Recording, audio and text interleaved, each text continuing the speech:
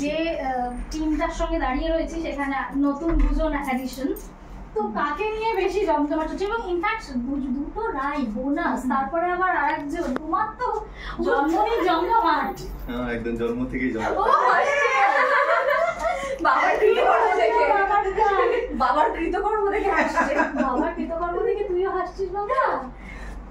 ওকে নিয়ে কেমন কাটছে? খুব ভালো কাটছে, খুব ভালো কাটছে, খুব ভালো কাটছে। কারণ ও আসার পর একটা স্পেশাল আমি কি আবার এ করব?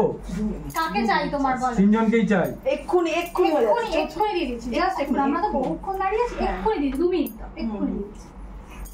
ও আসার পর খুব ভালোই কাটছে, কারণ একটা বাচ্চা আসার পর একটা ফুল একটা এনার্জি আলাদা তৈরি হয়, এবং ওর সাথে সাথে ও এসছে। হ্যাঁ, তো দুজন সদস্য অ্যাড হয়েছে মিঠি জোড়াতে, তো এই দুজনকে নিয়ে বেশ জমজমাট কাটছে কিন্তু মিঠি জোড়া। জন্মদিন এক্ষুনি সেলিব্রেট হলো, আমরা দেখলাম। রাই একটু স্ক্রিপ্ট নিয়ে ব্যস্ত ছিল, সেটাও দেখছিলাম। তো সবটা মিলিয়ে একটু দর্শকদের বলো, দর্শক তো ভাবছে পথের কাটা হয়ে এসেছে, তো কে কাটা না না, ওটা ক্লিয়ার করতে পারে। এটা অ্যাকচুয়ালি মিথ যে যখনই দুজনের মাঝখানে একজন আরেকজন তৃতীয় ব্যক্তি আসে তাকে মনে হয়, কিন্তু সবসময় কিন্তু সে পথের কাটা নাও হতে পারে। সে হয়তো পথে অন্য কোনো কাটা তোলার জন্য আসতে পারে, তো সেটা জানার জন্য তো